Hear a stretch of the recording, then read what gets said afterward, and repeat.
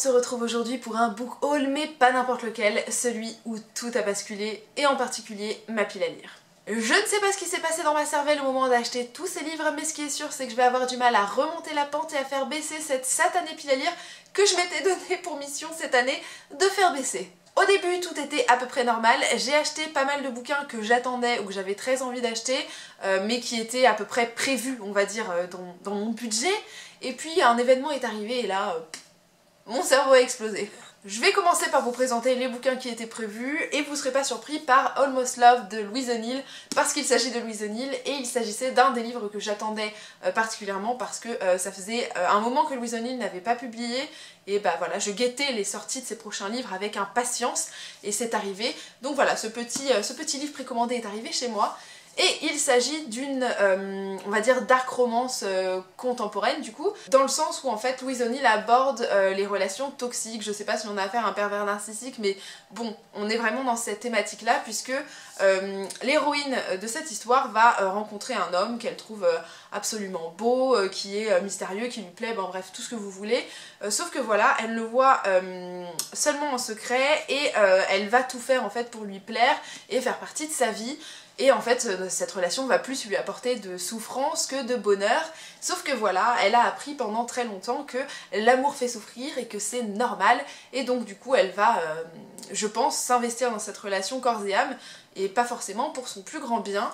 Donc c'est pas un thème que j'ai l'habitude de lire parce que vous le savez, les romances, c'est pas ma came en général. Même les dark romances, j'en lis pas. Mais bon, c'est Louise O'Neill, elle traite en général très bien les thématiques qui touchent aux femmes. Et voilà, j'ai très hâte de la lire, j'ai totalement confiance en elle, donc voilà. Et puis en plus j'ai entendu de très bons échos, donc si vous aimez Louise O'Neill, c'est fort probable que vous craquiez pour ce petit livre. Il n'était pas non plus prévu dans mes achats, mais bon, au moment où je l'ai acheté, il était en promotion, donc c'était pas plus mal. Il s'agit de This Is Where It Ends de Marieke Nijkamp. C'est un livre qui touchait vraiment à l'actualité au moment où je l'ai acheté, puisque c'était au moment de la fusillade qui s'est passée en Floride aux États-Unis et qui malheureusement a fait plusieurs victimes. Et voilà, et je serais toujours révoltée par le fait que les armes soient autant en libre circulation et qu'avec le nombre de massacres qui existent aux États-Unis, ce ne soit toujours pas autant régulé, quoi. C'est un truc qui est absolument scandaleux. Et voilà, et c'est tout à fait le cœur de l'histoire de ce roman, puisque en fait on se situe dans un lycée américain absolument classique. C'est le début du nouveau semestre, il y a le proviseur qui va faire un petit discours, comme ça a lieu souvent aux États-Unis, une petite assemblée avec tous les profs et toutes les classes. Et malheureusement au cours de cette assemblée, quelqu'un va débouler avec une arme et puis va commencer son massacre. Et voilà, et je pense que c'est l'occasion pour l'autrice de dénoncer justement le port d'armes, l'accessibilité des armes pour les jeunes aux États-Unis et puis les dégâts que ça fait, hein, bien sûr. Donc voilà, c'est une thématique qui généralement m'intéresse parce que j'en reviens toujours pas que ce soit aussi facile d'avoir une arme aux États-Unis. Donc je suis très curieuse, j'ai entendu de plutôt bons échos, donc j'espère que ça me plaira. Autre sortie que j'ai été très contente de voir arriver chez moi, puisque il s'agit de Nous les filles de nulle part d'Amy Reed. J'en avais entendu beaucoup de bien et c'était une thématique qui, vous le savez, m'intéresse, puisqu'on aborde dans cette histoire la thématique du viol et de la culture du viol. Alors d'ailleurs, petit trigger warning, il y a plusieurs scènes de viol décrites dans cette histoire, donc si c'est un sujet qui vous touche particulièrement ou qui vous blesse, vraiment je ne vous recommanderais pas la lecture de ce livre parce qu'il est vraiment très réaliste et très crédible et du coup je pense que ça peut faire ressurgir quelques traumas, donc voilà, je vous préviens. En fait dans cette histoire on va suivre le parcours de 3 jeunes filles qui sont donc dans un lycée américain d'une petite ville américaine, on va dire un petit peu classique et justement un petit peu souvent un petit peu rétrograde, vous savez, avec une mentalité pas toujours hyper moderne. Et en fait, elles vont essayer de faire ressurgir en fait pas des archives, mais une histoire de viol qui a eu lieu dans leur lycée, donc quelques mois plus tôt. Et en fait, il y a une jeune fille qui a accusé un garçon du lycée de l'avoir violée, sauf que malheureusement pour elle, elle n'a pas été entendue, et la plupart des gens l'ont plutôt harcelée et se sont moqués d'elle. Ils ne voulaient pas la croire, elle a dû fuir la ville et se reconstruire ailleurs. Et donc ces 3 filles vont essayer de faire ressurgir cette affaire pour que la vérité soit entendue, et vont aussi parler des oppressions sexistes que les filles vivent au quotidien dans ce lycée, que la ville et le corps professoral tolèrent en général malheureusement. Et voilà, elles vont essayer de semer un mouvement de révolte parmi les jeunes filles en s'appelant Nous les filles de nulle part, pour que tout le monde puisse s'y identifier et dire stop et non à toute forme d'oppression sexiste. C'est un livre que j'ai déjà lu, que j'ai beaucoup aimé, le sujet est très bien traité, les messages sont assez positifs, c'est très réaliste. Je vous le recommande très fort et vous le savez probablement si vous avez déjà vu mon ridaton où j'en parlais. Là encore c'est un livre que j'ai déjà lu, mais il s'agit du Vrai sexe de la vraie vie tome 2 par Si, que j'ai beaucoup aimé puisqu'il s'agit en fait cette fois-ci pas d'un roman mais vous avez une BD qui aborde le thème de la sexualité tout simplement. Et en fait Si vous propose plein de petits strips qui sont un petit peu comme des extraits de la vie de tous les jours en vous proposant plusieurs thématiques. On pourra parler d'asexualité, vous avez aussi toute forme de sexualité aussi qui sont abordées puisque on vous parlera autant de relations hétérosexuelles qu'homosexuelles. Il y a une diversité, une représentation qui est hyper chouette. On parlera aussi de sexualité et handicap. En fait on vous parle, dans ce tome là, il est un peu plus engagé que le tome 1 puisque vous avez vraiment plein de thématiques qui sont souvent un petit peu cachées ou dont on parle pas trop, dont on a honte ou qui seront un petit peu tabous et que Si essaye de montrer comme parfaitement normales parce qu'elles sont parfaitement normales. Là encore j'ai donc déjà lu Le Vrai sexe de la vraie vie tome 2, je l'ai beaucoup aimé, il est vraiment hyper engagé, il fait du bien. Il est aussi vrai que léger et ça fait du bien d'aborder le sexe de façon aussi simple. Là encore c'est un livre qui faisait partie des achats prévus ce mois-ci donc ça passe. Il s'agit de Les putes voilées n'iront jamais au paradis de Chador Chavan. Il s'agit du livre que je vous présente dans le cadre du club de lecture Une chambre à nous que j'anime avec Cyrielle de la chaîne Lunatrix Love Strange et il s'agit d'un roman contemporain puisqu'on va aborder le parcours de deux jeunes filles en Iran qui vont se connaître aux alentours de leurs 12 ans, enfin jusqu'à leurs 12 ans je crois. Et elles vont être séparées par la vie et vont apparemment peut-être avoir des parcours assez différents. Mais c'est surtout l'occasion pour l'autrice d'aborder le thème de la sexualité en Iran et le fait qu'il y ait une hypocrisie énorme autour de la prostitution puisque c'est un fait, la prostitution existe en Iran, des hommes en profitent, des hommes vont voir des prostituées et par derrière ils vont, comment dire, critiquer l'existence même de la prostitution alors qu'ils en profitent également. Et c'est donc l'occasion d'aborder la thématique de la prostitution en Iran et de toutes ces femmes qui en vivent et qui en font aussi vivre leur famille et qui seront autant utilisées que décriées par la société. C'est une thématique qui m'intéresse particulièrement et que j'ai très hâte de lire. En plus, c'est pas très grand, donc je pense que ça peut intéresser pas mal de monde. Lorsque j'ai acheté Les putes voilées n'iront jamais au paradis, ça a été un petit peu le début du commencement de la fin, hein, puisque j'ai acheté à un clic du pire d'Ovidie, qui n'était pas prévu, parce qu'il ne faisait pas partie de la sélection celui-ci. D'ailleurs, je n'ai pas Porno Manifesto, qui est le deuxième livre de notre sélection. Cette fois-ci, c'est plutôt un essai d'Ovidie qui vous parle de la pornographie et en fait de son accessibilité un petit peu trop facile pour des jeunes qui n'ont absolument pas le recul nécessaire pour visualiser de telles images et qui vont les prendre souvent comme argent comptant et qui vont penser que la sexualité c'est exactement ce qu'on voit dans le porno alors que pas du tout. Elle s'interroge donc sur la facilité d'accès à de telles images et comment c'est traité et comment les médias en parlent ou non et comment on fait pour aider des jeunes qui auront été un petit peu, malheureusement un peu, on va dire, pervertis par des images sans recul et parfois assez brutes, parfois même très choquantes parce qu'on le sait, ça peut être vraiment hardcore, donc voilà, c'est assez intéressant. C'est pas une thématique que je lis particulièrement, donc je pense que je vais apprendre 2-3 trucs. Et là on commence à arriver vraiment dans le début des ennuis puisque c'est un achat que j'ai fait il y a moins d'une semaine au moment où je filme cette vidéo. Il s'agit d'Algérienne de Merali et Deloupi qui est un roman graphique puisque on vous parle de la guerre d'Algérie en fait en particulier et surtout de comment elle a été vécue par les femmes algériennes à cette période. Et on vous parle particulièrement de parcours individuels de femmes, voilà ce qu'elles ont vécu, les traumas malheureusement auxquels elles ont été confrontées, puisque si on disait que la guerre d'Algérie était une guerre d'hommes, malheureusement comme dans la plupart des guerres, les femmes font aussi partie des victimes, même si elles ne combattent pas. Elles sont souvent celles qui vont payer les pots cassés, qui vont payer la guerre malgré elles alors qu'elles ne l'ont jamais réclamée. Et voilà, et c'est l'occasion d'en parler dans ce roman graphique là. Je vais vous montrer rapidement des petites planches. Vous avez cette petite planche d'ouverture en fait avec voilà, une jeune fille qui lit des récits sur la guerre d'Algérie et qui est marquée par les passages qu'on voit tout là-haut. Et au niveau des planches, on est plutôt là-dessus. Donc c'est de... Moi j'adore vraiment les couleurs qui sont utilisées. Le dessin me plaît plutôt bien, il est assez rond et j'aime bien les dessins un petit peu ronds. Et voilà, et je suis très curieuse de découvrir ce que ça renferme. Là encore, c'est un sujet que je connais pas forcément très bien. J'avoue que j'ai pas beaucoup de connaissances sur la guerre d'Algérie, sur ce que les femmes algériennes ont pu vivre. Donc je suis très curieuse de pouvoir le découvrir à travers ce roman graphique. J'espère aussi que ce sera bien traité parce que là encore c'est très important. Mais voilà, ça fait partie des bouquins sur lesquels je lorgnais depuis un petit moment.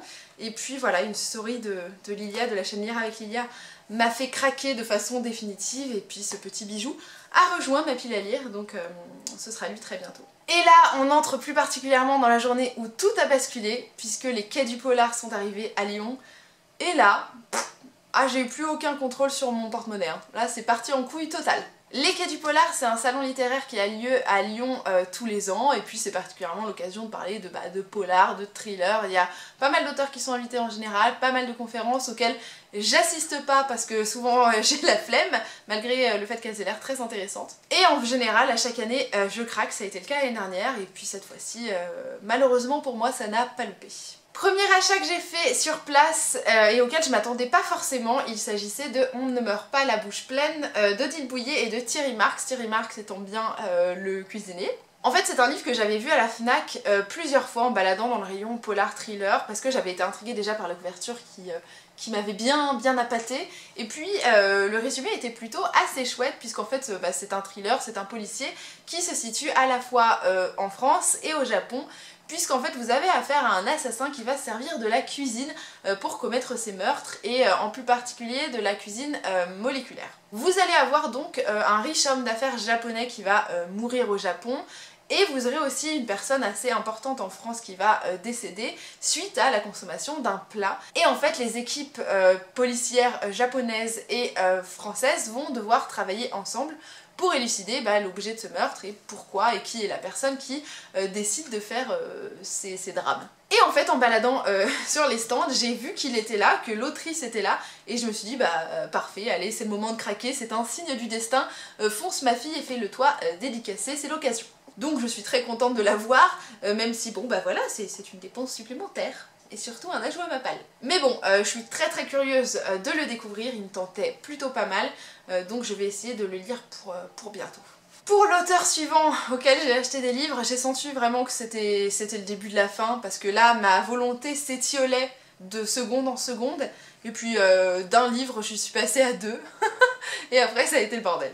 Puisque j'ai craqué pour deux romans d'Olivier Norek, je n'ai jamais lu cet auteur, mais j'en entends très régulièrement parler, et je m'étais dit de toute façon en allant au quai que j'allais acheter l'un de ses livres parce que je voulais savoir pourquoi tout le monde chantait ses louanges, et je suis très curieuse de le lire.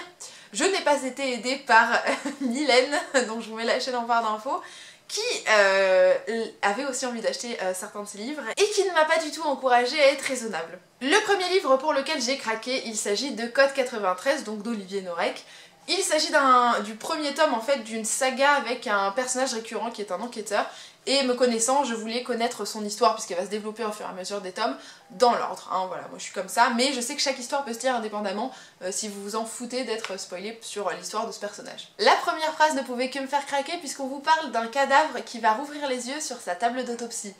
En tant que fan de thriller cracra, tout de suite ça m'appelle. On va apparemment suivre une affaire entre, on va dire, des cercles qui s'opposent, puisque ce sera plutôt des cercles assez pauvres ou en tout cas mal jugés par la société, et les cercles UP, et je pense que les deux affaires vont se rejoindre dans cette histoire. Je sais pas ce qu'il en retourne, je pense que je vais garder le maximum de suspense, mais j'ai très hâte de le découvrir, sachant que Olivier Norek était ou est encore lieutenant de police, donc du coup il sait un petit peu de quoi il parle, donc c'est hyper chouette d'avoir un récit hyper cohérent niveau administratif et puis réalité du terrain. Donc ouais, grave curieuse quoi. Et il y avait aussi la nouvelle sortie d'Olivier Norek qui s'appelle Entre deux mondes, qui lui est indépendant, il n'y a pas de personnage récurrent dedans, mais Mylène m'a dit que tout le monde disait que c'était génial, qu'il n'y avait que des échos parfaits, et voilà, et comment ne pas craquer avec une telle publicité, je sais pas.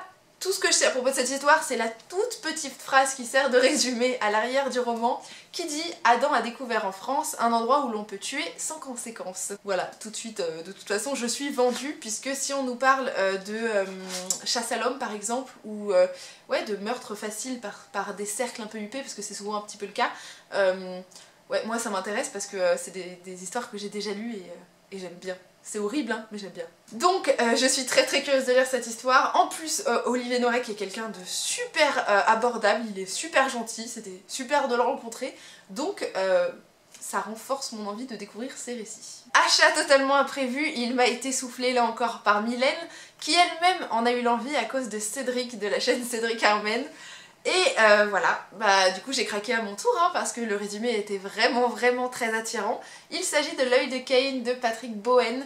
On a encore à faire bien sûr un thriller et cette fois-ci ça tourne autour de la thématique de la télé-réalité puisque vous allez avoir un show américain qui apparemment est assez célèbre, très suivi, où on suit en fait 10 personnes lambda dans les États-Unis, 10 parcours, 10 destins qui sont donc suivis apparemment au quotidien. Je ne sais pas exactement dans quel but. Ils renferment tous des secrets et en fait vous allez être dans la tête d'un assassin qui décide de s'inviter dans cette petite partie de jeu et qui apparemment va les embarquer dans son propre jeu à lui qui a tout l'air d'être assez sanglant. Et moi quand on me dit télé-réalité et histoire sanglante, je suis vendue mais immédiatement. Là encore l'auteur est super gentil, franchement c'était trop chouette de rencontrer les auteurs, de pouvoir discuter un petit peu même si j'ai pas lu les livres, mais d'avoir un petit aperçu et de connaître la personne. Voilà, très hâte de me plonger là-dedans parce que ça a l'air chouette. Et même si après ces achats j'ai quitté les lieux des quais du polar, ça m'a pas empêché de faire d'autres dépenses, non. J'ai par exemple craqué chez Gilbert Joseph pour Le fils de Rosemary d'Ira Levine, qui est en fait la suite de Rosemary's Baby. Je sais pas si c'est une vraie grosse suite de Rosemary's Baby, mais vous le savez, j'ai adoré Rosemary's Baby, qui est un roman d'horreur, qui est un petit classique dans son genre, qui est assez particulier, mais qui est hyper efficace. Je l'aime d'amour, hein, globalement. Et je savais qu'une suite existait, j'avais pas essayé de l'acheter, mais quand je l'ai vu et que c'était seulement pour 3,20 €, j'ai fait allez, je vais craquer. Je ne vous dirai pas en quoi consiste le résumé de Le fils de Rosemary, puisque du coup, pour moi, il spoilerait un petit peu Rosemary's Baby, donc je n'en dirai pas plus, mais j'espère qu'il me plaira parce que la barre est très haute. Comme vous le savez probablement, j'ai beaucoup aimé Métro 2033 de Dimitri Glukovski, et là, il y avait Métro 2034, en occasion, dans un état mais neuf en fait, hein, tout simplement, et pour 5 €, donc clairement, mon cœur d'acheteuse compulsive a dit bon allez meuf, craque. Métro 2034 c'est le préquel de Métro 2033 et tout ce que je sais dans cette histoire c'est qu'apparemment vous avez plus entre guillemets un roman d'action que de Métro 2033 qui est plus un roman voyage initiatique. Et cette fois-ci vous allez suivre un convoi qui est censé ramener un petit peu de ravitaillement à une station qui va disparaître, qui ne va pas revenir, et vous allez suivre des gens qui vont partir à sa recherche pour savoir ce qui s'est passé et pourquoi il est jamais revenu. Donc écoutez, j'avais beaucoup aimé Métro 2033, donc je me suis dit de toute façon je sais que je vais lire Métro 2034, donc j'ai acheté. Et enfin, dernier achat, mais pas des moindres, que j'ai fait au cours de cette journée, il s'agit de L'origine du monde de Liv Stromkist, que vous connaissez probablement avec l'essai Les sentiments du prince Charles, puisque là on est encore dans un essai sous forme de BD, hein, puisque je vais vous montrer ça. Voilà, vous avez une petite BD où en fait l'autrice s'attache à parler de la sexualité féminine et comment elle a été décriée au cours des siècles, comment on l'a diabolisée, critiquée et à quel point elle était décriée et absolument pas justifiée. C'était pas une sexualité dite normale, et voilà, et donc elle s'attache à tout ça en reprenant le très célèbre tableau L'origine du monde qui lui avait fait scandale à sa sortie, et voilà, et donc c'est l'occasion de reparler de ce sexe féminin qui n'a rien d'honteux, qui est tout simplement part entière de notre anatomie et qui ne plaît pas toujours au plus grand nombre. Et comme ça faisait un bon moment que cet essai m'intéressait, que je le voyais passer et que en fait j'avais envie de le lire, évidemment j'ai pas résisté très longtemps, je l'ai attrapé, je suis passée à la caisse et je suis sortie toute penaude du magasin en me disant quand même meuf t'abuses. J'adore la page de garde, vous allez comprendre. Voilà, vous verrez probablement la symbolique de tous ces petits fruits. Oui. Et c'est tout pour la débauche livresque de ce book haul. Vous voyez que j'ai quand même bien craqué. J'espère être plus raisonnable dans les prochains mois parce que clairement je fais très peu baisser ma pile à lire en ce moment puisque je défonce tous les livres de bibliothèque, ça y a aucun souci.